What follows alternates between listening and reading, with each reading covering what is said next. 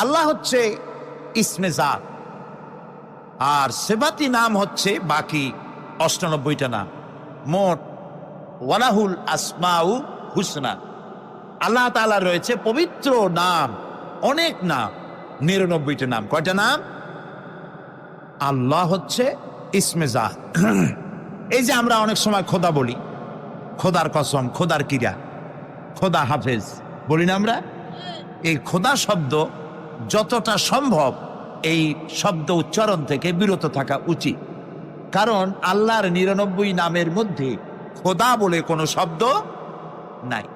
কেউ যদি ১০ লক্ষ বার খোদা বলে, একবার আল্লাহ বলার সমান হবে না, হবে না।